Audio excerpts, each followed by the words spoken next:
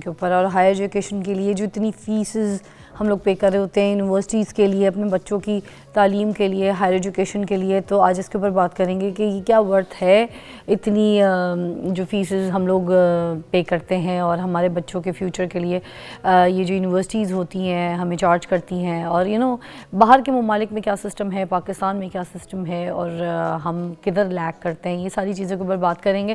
ہمارے پاس موجود ہیں ہائر ایجوکیشن پہ بات کرنے کے لیے کہ is that worth cost, Tariq Banuri ہمارے ساتھ موجود ہیں، ایکس چیئرمین HEC۔ السلام علیکم۔ السلام علیکم جی، کیسی طبیعت ہے طارق صاحب؟ طبیعت ٹھیک ہے؟ بڑی نوازش، بہت مہربانی جی۔ مجھے بتائیے گا طارق صاحب، یہاں سے شروع کرتے ہیں کہ ہائر ایجوکیشن اتنی مہنگی کیوں ہے؟ Why is that very expensive? Actually اگر آپ باقی دنیا کے مقابلے میں دیکھیں تو پاکستان میں ہائر ایجوکیشن تو مہنگی نہیں ہے۔ اگر آپ مثال کے طور پہ ویسٹرن ممالک کو لیں تو ایک سال میں ایک اسٹوڈنٹ کا خرچہ جو ہے وہ تقریباً $20,000 سے لے کے $80,000 تک جاتا ہے۔ تو $20,000 آپ جب اس کو ضرب دیں تو آپ کو پتہ ہے کہ وہ کوئی 60 لاکھ روپے سال کے بنتے ہیں۔ تو مگر طارق صاحب ایک بیچ میں بات، مگر یہ آپ دیکھ لینا کہ ڈیولپنگ کنٹریز میں بھی پاکستان کی نسبت جو ہے اس کا خرچہ زیادہ ہے۔ مگر طارق صاحب ایک بات یہاں پہ ایڈ کرنا چاہوں گی کہ اگر آپ جیسے باہر ممالک کے ساتھ اس کو کمپیٹ کر کے بات کر رہے ہیں کہ وہاں کے حساب سے اگر پاکستان کی تعلیم سستی ہے، تو یہ بھی تو دیکھیں کہ باہر کے ممالک میں لوگ ڈالرز میں کما رہے ہیں، بہت کما رہے ہیں، اور ان کی آمدنی اور جو منتھلی انکم اگر آپ کمپیٹ کریں پاکستان کے حساب سے تو بہت زیادہ ہوتی ہے۔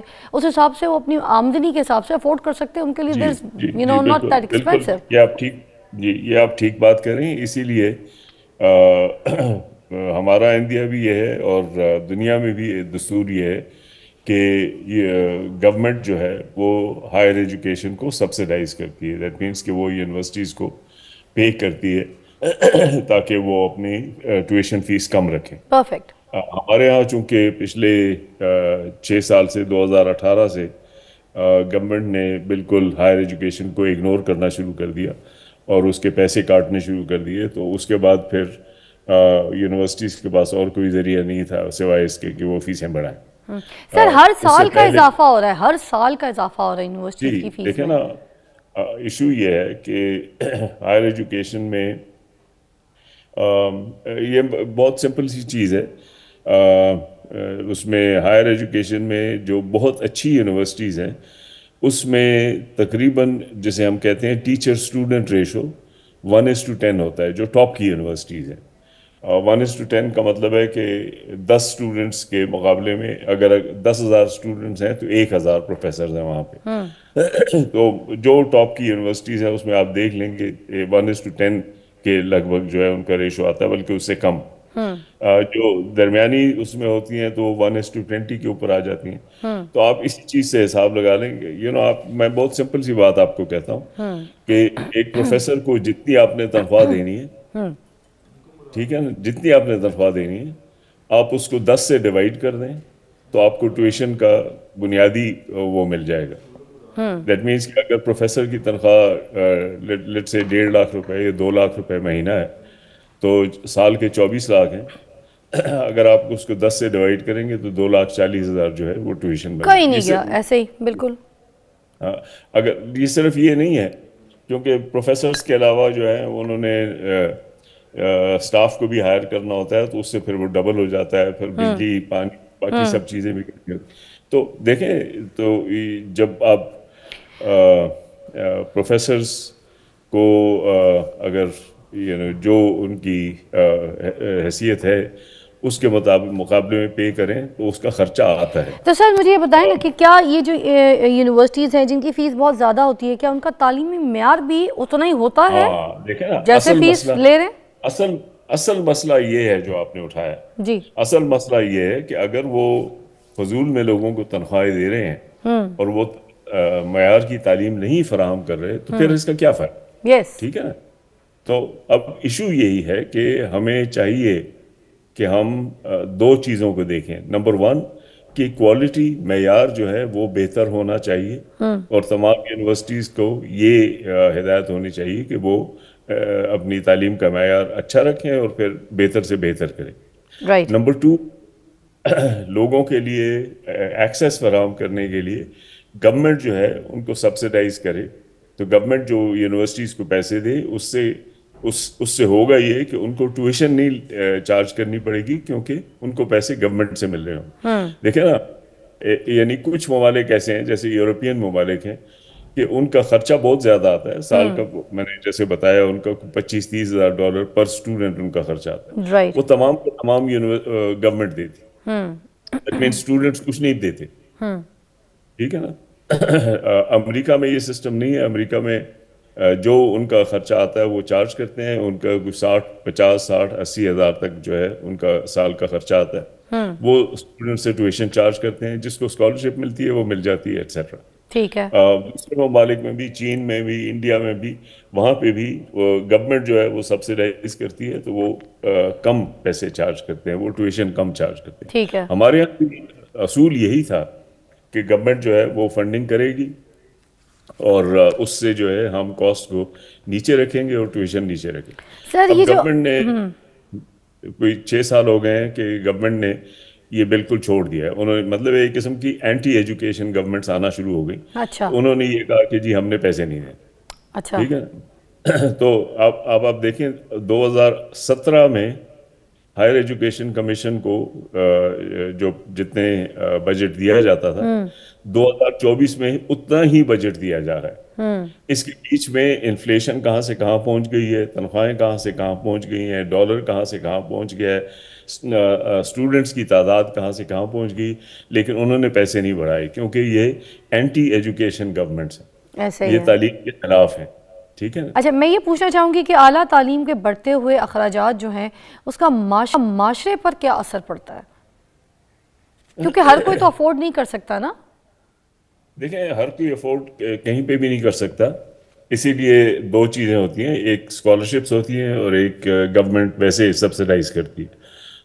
ہمارے ہاں ایک سوشل کانٹریکٹ تھا کہ گورنمنٹ سبسیڈائز کرے گی اور کچھ عرصے تک وہ کرتے رہے, لیکن اب کچھ عرصے سے انہوں نے ختم کر دیا. تو یہ بہت امپورٹنٹ چیز ہے کہ گورنمنٹ جو ہے ہائر ایجوکیشن کو سبسیڈائز کرے. مطلب بہت سمپل سی چیز یہ ہے کہ بھائی اگر ہمارے ہاں لیٹ سے کہ ایک اسٹوڈنٹ کو 1 سال تعلیم دینے پہ ایک یونیورسٹی کے 6 لاکھ روپے خرچ ہوتے ہیں, تو گورنمنٹ کو چاہیے کہ 5 لاکھ روپے وہ یونیورسٹی کو دے دے, تاکہ بچے جو ہیں وہ اسی طرح 10,000 روپے مہینے کے حساب سے جو ہے وہ دیتے رہیں. واہ, رائٹ. بالکل.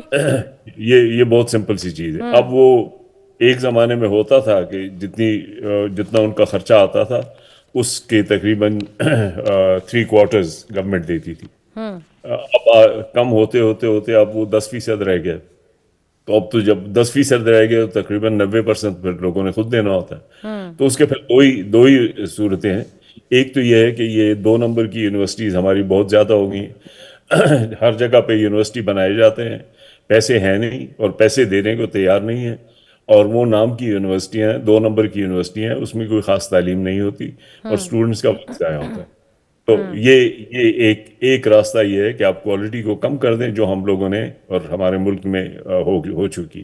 دوسرا یہ ہے گورنمنٹ کمٹ کرے کہ ہم اس کو سبسیڈائز کریں گے تاکہ غریب بچوں کو آمدنی کی وجہ سے وہ تعلیم حاصل کرنے میں کوئی دقت محسوس. سر جیسے ہم اخراجات کی بات کر رہے تھے, تو مجھے یہ بھی ذرا بتائیے گا کہ گورنمنٹ جو ہے وہ ہائر ایجوکیشن کے اخراجات کو کنٹرول کرنے میں ناکام کیوں ہوتی ہے؟ نہیں دیکھیں, یہ ہائر ایجوکیشن صرف پاکستان میں تو نہیں ہے نا, ساری دنیا میں ہے.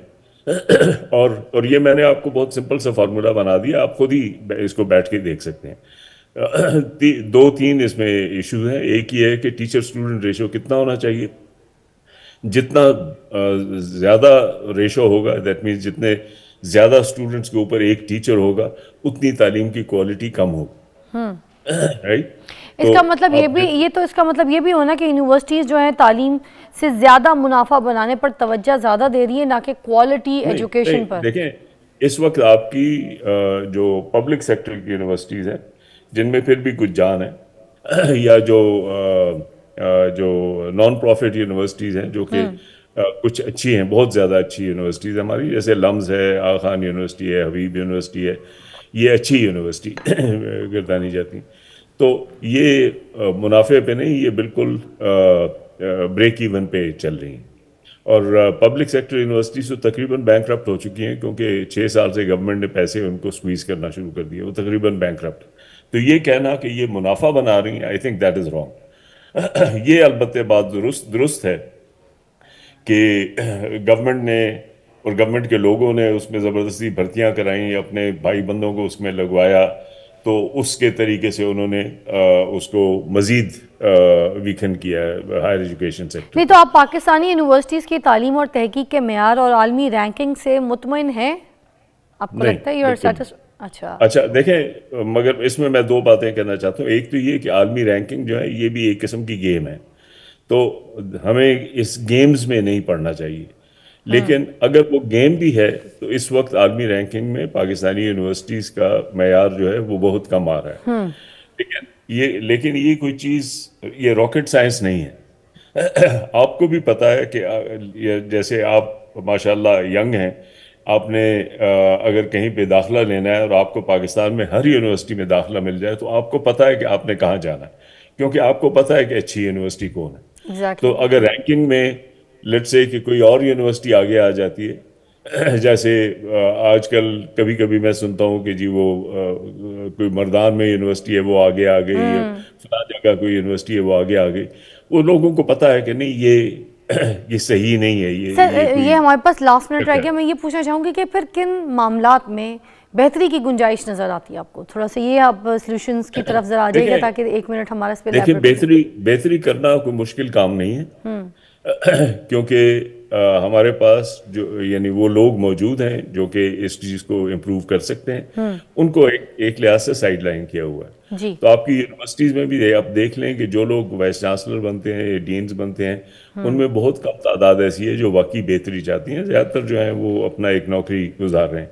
تو اگر کوئی سیریسلی چاہے کہ اس کو ہم بہتر طریقے سے کر سکیں تو ایک تو یہ چیز ہے کہ وہاں پہ لوگ موجود ہیں جو کر سکتے ہیں. سیکنڈ تھنگ یہ ہے کہ دنیا میں کوئی تعلیمی نظام اس وقت تک اچھا نہیں ہوا جب تک وہ آٹونومس نہ ہو، خود مختار نہ.